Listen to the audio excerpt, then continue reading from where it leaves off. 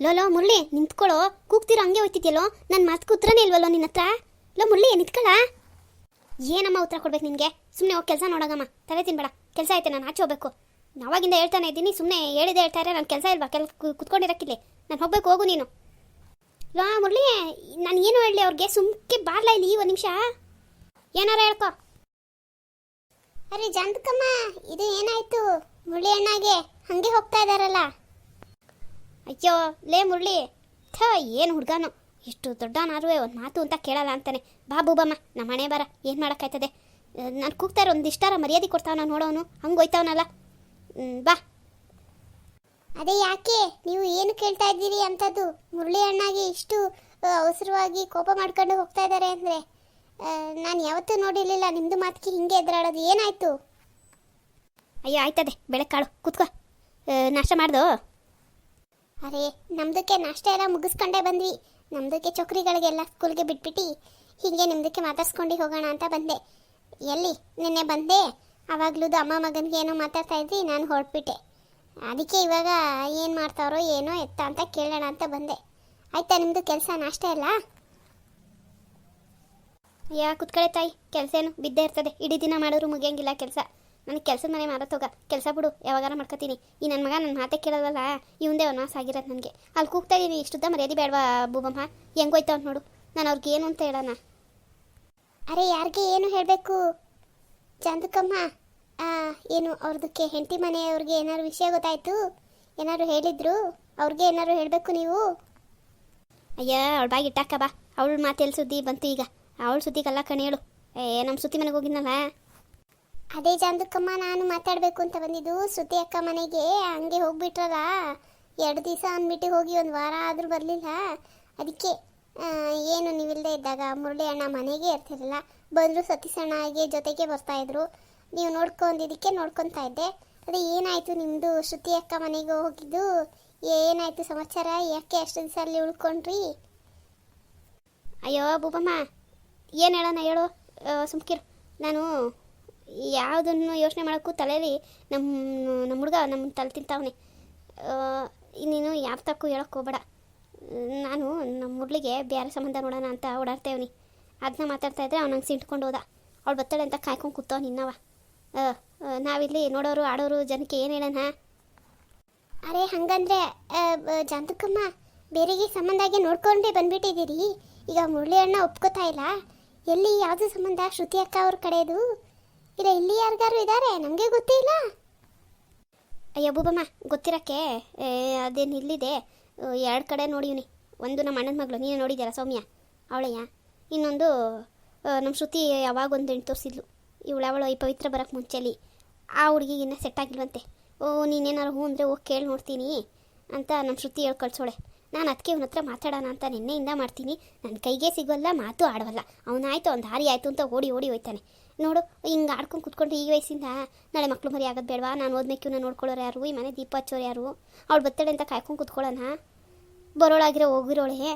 ಈಗ ಏನಮ್ಮ ಮಾಡೋಣ ನಾವು? ನೋಡು, ಇವನು ತಲೆಯಲ್ಲಿ ಬುದ್ಧಿ ಬೇಡವೆ ಎಷ್ಟುದ ಹುಡುಗನಿಗೆ? ನಾನು ಸಂಕಟ ಒಂದು ಚೂರಾರ ಅರ್ಥ ಮಾಡ್ಕೊತಾನ. ಜಾಂತಕಮ್ಮ, ನಿಮ್ದಕ್ಕೆ ಹಿಂಗೆ ಹೇಳ್ತೀನಿ ಅಂತ ತಪ್ಪೇ ತಿಳ್ಕೊಬೇಡಿ. ಅವ್ರದ್ದು ಗಂಡ ಹೆಂಡತಿಗೆ ಲವ್ ಮಾಡಿ ಅದೇ ಪ್ರೀತಿ ಅಲ್ವೇ ಮದುವೆ ಆಗಿದ್ದು. ಅದಕ್ಕೆ ಸ್ವಲ್ಪ ಪ್ಯಾರಿಗೆ ಇರುತ್ತೆ. ಅದಕ್ಕೆ ಮುರಳಿ ಅಣ್ಣಗೆ ಒಪ್ಕೊಳ್ಳೋಕ್ಕಿಲ್ಲ.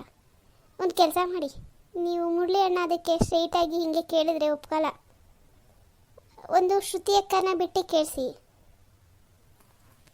ಅಯ್ಯ ಸುಮ್ಮನಿರು ಬೂಬಮ್ಮ, ನೆನೆ ಶ್ರುತಿ ಎತ್ತಿದ ತಕ್ಷಣ ಎಗರು ಬಿದ್ದೋದ. ಫಸ್ಟು ಶ್ರುತಿ ಯಾಕೆ ಬರಲಿಲ್ಲ ಅಂತ ಕೇಳಿದವನು. ಆಮೇಲೆ ಶ್ರುತಿ ಅಕ್ಕಂಗೆ ಸುಮ್ಮನೆ ಇದ್ಬಿಡೋ ಕೇಳು ಅಂದ.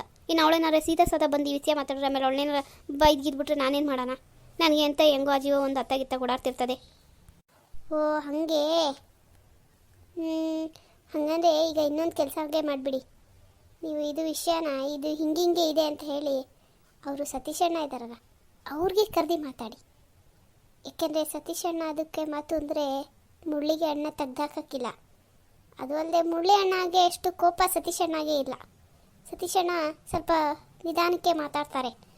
ಹಂಗಾಗಿ ನೀವು ಸತೀಶ್ ಅಣ್ಣ ಹತ್ರ ನೋಡಪ್ಪ ಹಿಂದಕ್ಕೆ ಹಿಂಗೆ ಆಗ್ಬಿಟ್ಟಿದೆ, ಈಗ ಹೆಂಗೆ ಇರೋದು, ಅದಕ್ಕೆ ಅವನಿಗೆ ಮದುವೆ ಮಾಡಿಬಿಡೋಣ, ಇವನು ಹೀಗೆ ಒಂಟಿ ಜನ ಯಾಕೆ ಕಳೀತಾನೆ, ಈಗ ನಿಮ್ಮದಕ್ಕೆ ಹುಡುಗಿ ಬಂದಿಲ್ಲ ಅಂದರೆ ನಾವೇನು ಮಾಡೋಣ ಅಂತ ಅವ್ರಿಗೆ ಹೇಳ್ಬಿಡಿ, ಅವರೇ ಒಪ್ಪಿಸ್ಬಿಡ್ತಾರೆ. ನೀವು ಯಾಕೆ ಸುಮ್ಕೆ ತಲೆಗೆ ಟೆನ್ಷನ್ ಮಾಡ್ಕೋತೀರಿ? ಅದು ನೀನು ಹೇಳೋದೇನೋ ಸರಿ ಬೋಬಮ್ಮ, ಆದರೆ ಸೀದಾ ಸಾದ ಸತ್ಯಸಂತವ ಏನಾರ ವಿಷಯ ಮಾತಾಡ್ಬಿಟ್ರೆ ಮುರಳಿ ಆಮೇಲೆ ನಾನು ಹೇಳಿಲ್ವಾ ನಿನಗೆ ಅಂತ ಇವನೇನಾರು ಎಗ್ರು ಜಗಳ ಬಿದ್ದುಬಿಟ್ರೆ ನಾ ಏನು ಮಾಡೋಣ? ಈಗ ನಮ್ಮ ಅಣ್ಣನ ಮನೆಯವ್ರು ಕರ್ಸ್ಬೇಕು ಅಂದ್ರೂ ನಾವು ಪುಸ್ತಾಯಿಸ್ಬೇಕು, ಅತ್ತಗೆ ಶ್ರುತಿಯವ್ರ ಕಡೆ ಹುಡುಗಿ ಕರ್ಸ್ಬೇಕು ಅಂದ್ರೂ ಪುಸ್ತಾಯಿಸ್ಬೇಕು. ಯಾಕೇನು? ಮೊದಲನೇ ಮದುವೆ ಆದರೆ ನಾ ಮುಂದು ತಾ ಮುಂದು ಅಂತ ಕೊಡ್ತಾರೆ, ಆಸ್ತಿ ಪಾಸ್ತಿ ಇದ್ದರೆ ಸಾಕು ಅಂತ. ಈಗಿನ ಕಾಲದಲ್ಲಿ ಎಣ್ಣೆ ಸಿಕ್ಕಲ್ಲ ಅಂಥದ್ರಾಗೆ ಈಗ ಎರಡನೇ ಮದುವೆ ಅಂದರೆ ಈಗ ಯಾರು ಮುಂದಕ್ಕೆ ಬರ್ತಾರೆ? ನಾವೇ ಅವ್ರಿಗೆ ಹೇಳ್ಬೇಕಲ್ಲ ಸಮಜಾಯಿಸಿಗಳ ಅಂತಾರೆ. ಇವನೇ ಒಪ್ಪಲಿಲ್ಲ ಅಂದರೆ ನಾವು ಅವ್ರಿಗೆ ಏನು ಹೇಳೋಣ ಹೇಳು?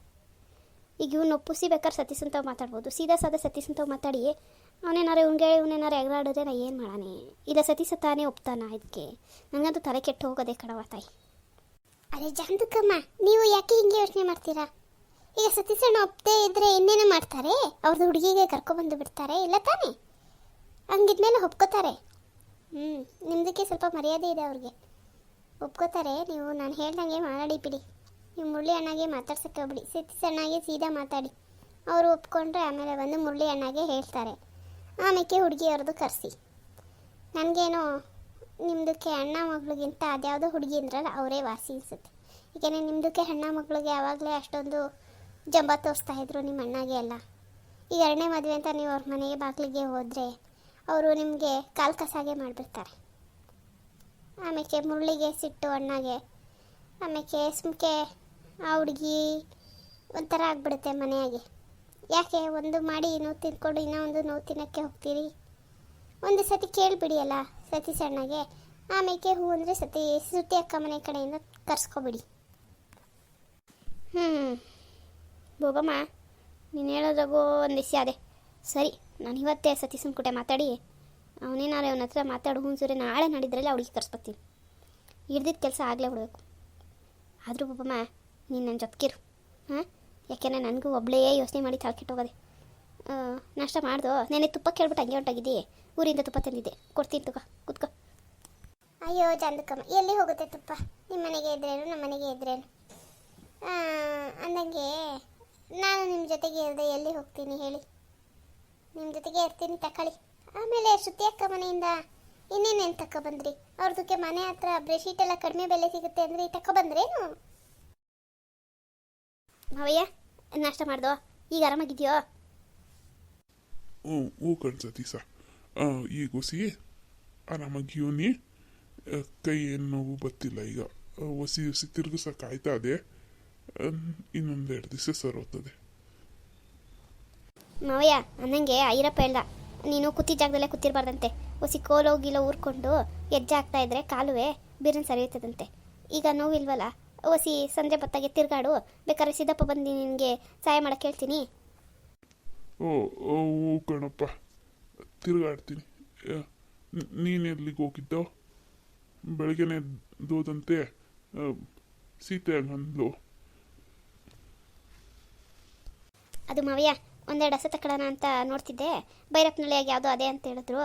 ಅದಕ್ಕೆ ನಾನು ಥರನೇ ಹೋಗಿ ನೋಡ್ಕೊಂಬಂದ್ಬಿಡೋಣ, ಆಮೇಲೆ ಅತ್ತಾಗಿ ತಗಟ್ಕೊಂಡು ಹೋಗ್ಬಿಡ್ತಾರೆ ಅಂತೇಳಿ ಹೋಗಿದ್ದೆ. ನೋಡ್ಕೊಂಡು ಬಂದೀನಿ 2 ಹಸನ, ಚಂದಾಕವೆ.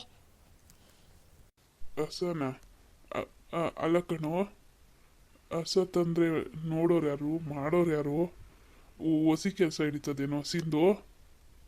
ಅಯ್ಯ ಮಾವಯ್ಯ, ಜಾಸ್ತಿ ಏನಿಲ್ಲ, ಎಲ್ಡಯ್ಯ, ನಾನೇ ನೋಡ್ಕೋತೀನಿ. ಅದಕ್ಕೆ ಅಕ್ಕೆ ಇನ್ನೊಬ್ರು ಏನು 2 ಹಸ ಬೆಳಿಗ್ಗೆ ಸಂದೆ ಹುಲ್ಲ ಇಕ್ಬಿಟ್ಟು ಹಾಲು ಕರ್ಕೊಂಡ್ರೆ ಬೆಳಿಗ್ಗೆ ಅಷ್ಟೊತ್ತಿಗೆ ಎದ್ದು ನಾನೇ ಕೊಟ್ಟಿಗೆ ಕ್ಲೀನ್ ಮಾಡ್ತೀನಿ, ತಕೊಳ್ಳಿ. ಅವಳಿಗೇನು ಕೆಲಸ ಕೊಡೋಕ್ಕಿಲ್ಲ, ಅವಳಿಗೆ ಮುಗಿನ ಕೆಲಸನೇ ಆಯ್ತದೆ, ಗೊತ್ತು ಕಣ. ಅಲ್ಲ ಕಣೋ, ನೀನು ಹಸಿನ ಕೆಲಸ ಕೊಟ್ಟಿಗೆ ಕೆಲಸ ಅಂತ ಮಾಡ್ಕೊಂಡು ಕೂತ್ಕೊಂಡ್ರೆ ಫ್ಯಾಕ್ಟ್ರಿಗೆ ಬರೋರು ಯಾರು? ಹಾಂ, ಫ್ಯಾಕ್ಟ್ರಿಗ ಮಾವಯ್ಯ? ನಾನೇ? ಏನು ತಮಸಿ ಮಾತಾಡ್ತೀಯ ಮಾವಯ್ಯ? ನಾನಾಳೆ ಎಷ್ಟು ದಿವಸ ಆಯಿತು ಬಿಟ್ಟು. ನಾನು ಈಗಾಗಲೇ ಇಲ್ಲೆಲ್ಲ ಕೆಲಸ ಶುರು ಮಾಡೀನಿ, ಈಗೆಲ್ಲ ಫ್ಯಾಕ್ಟ್ರಿಗೆ ಬರೋಣ? ನೀನೊಳ್ಳೆ ಚೆನ್ನಾಗಿ ಹೇಳ್ತೆ.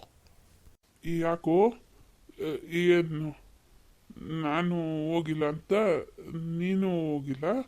ಈಗ ನಾನು ಹುಷಾರಾಗಿ ಮನ್ಗೋಗಿ ಫ್ಯಾಕ್ಟ್ರಿಗೆ ಹೋದ್ರೂ ನೀನು ಬರಬಾರ್ದು ಅಂತ ತೀರ್ಮಾನ ಮಾಡ್ಕೊಂಡಿದ್ಯೋ? ಹಂಗಾರೆ ನೀನು ಇನ್ನೊಂದ್ಕಿಂತ ಫ್ಯಾಕ್ಟ್ರಿಗೆ ಬರೋಕ್ಕೆ ಇಲ್ವೋ? ಇಲ್ಲೇ ಇದ್ಬಿಡ್ತೀಯೋ? ಹಂಗಾರೆ ಇದೆಲ್ಲ ಮಾಡಿಸಿದ್ದು ಅದಕ್ಕೆಯಾ ನೀನು? ಫ್ಯಾಕ್ಟ್ರಿಗೆ ಬರೋಕ್ಕಿಲ್ಲ ಅಂತ ಹಿಂಗೆ ಹೇಳ್ತಿದ್ಯೋ ನನಗೆ? ಚಚಾ ಇಲ್ಲ ಕಣ್ಮವು ನಾನು ಯಾಕೆ ಹಂಗಂದೆ ಫ್ಯಾಕ್ಟ್ರಿಗೆ ಬರ್ದಿರ ಅದು ಏನಾದ್ರು ಕೆಲಸ ಇದ್ದಾಗ ಹೇಳು ಬರ್ತೀನಿ ಅಂತ ಹೇಳಿದ್ದೀನಲ್ಲ. ಇಷ್ಟು ದೊಡ್ಡ ಜಾಗ ಕೊಡಿಸಿದ್ದು ಸುಮ್ಕೆ ಬಿಟ್ಟು ಏನು ಬೆಳೆದಕ್ಕೆ ಭೂಮಿ ತಾಯಿನ ಖಾಲಿ ಬಿಡೋದಕ್ಕೆ. ಅದಕ್ಕೆ ನಾನು ಕೆಲಸ ಮಾಡೋಣ ವ್ಯವಸಾಯ ಮಾಡೋಣ ಅಂತೇಳಿ ಇದೆಲ್ಲ ತಯಾರಿ ಮಾಡೀನಿ. ಅದಕ್ಕೆ ಅಷ್ಟೇ, ಇನ್ನೇನಿಲ್ಲ. ನೀನೇನು ತಪ್ಪು ತಿಳ್ಕೊಬೇಡ. ನಿಂಗೇನು ಕೆಲಸ ಬಿದ್ದರೂ ಕರಿ ಬರ್ತೀನಿ ಮಾಡ್ಕೊಡ್ತೀನಿ. ಅರೆ ದಿವಸ ಬರೋಕ್ಕೆ ಹೋಗಿಲ್ಲ, ಇಲ್ಲಿ ಕೆಲಸ ಇವೆಲ್ಲ ಒಪ್ಕೊಂಡಿವ್ನಿ. ಈಗ ಮಗ ಬರ್ತದೆ, ಅವಳುವೆ ಮಗಿನ ಕೆಲಸದಲ್ಲಿ ಮನೆ ಕೆಲಸದಲ್ಲೇ ಇದ್ಬಿಟ್ರೆ ಪಾಪ ಸಾಕಾಯ್ತದೆ. ಅದಕ್ಕೆ ಮಗನೂ ನೋಡ್ಕೊಂಡಂಗಾಯ್ತದೆ, ಇಲ್ಲೇ ಮನೆ ಬಾಕ್ಲಾಗೂ ಇರೋ ಕೆಲಸಗಳು ಮಾಡ್ಕೊತಂಗೆ ಆಯ್ತದೆ. ಈಗ ಅತ್ತೆನೂ ಇನ್ನೆಷ್ಟು ದಿವಸ ಇದ್ದತ್ತು ನೀನು ಹುಷಾರಾಯ್ತಿದ್ದಂಗೆ ಹೋಯ್ತದೆ. ನಾಗರಾಜ ನೆನೇನೂ ಫೋನ್ ಮಾಡಿದ್ದ, ಎಲ್ಲಿ ಆಗಲಿಲ್ವ ಕಳಿಸ್ಕೊಡ್ರಿ ಅಂತವ, ಊರಲ್ಲೇನು ಮಳೆ ಆಗದೆ ಅಂತ. ಈಗ ಅತ್ತೆನೂ ಹೋಗ್ಬಿಡ್ತದೆ, ಅವಳು ಒಬ್ಬಳೇ ಆಗೋಯ್ತಾಳೆ. ನೀನು ಹುಷಾರಾದ್ಮೇಲೆ ನೀನೆಲ್ಲಿದ್ದಿ, ನಿಮ್ಮ ಮನೆಗೆ ಹೋಯ್ತಿ. ಫ್ಯಾಕ್ಟ್ರಿ ಕೆಲಸ ಇದ್ದಾಗ ಹೇಳ್ಮವ್ಯ, ತಪ್ಪೇನು ತಿಳ್ಕೊಬೇಡ.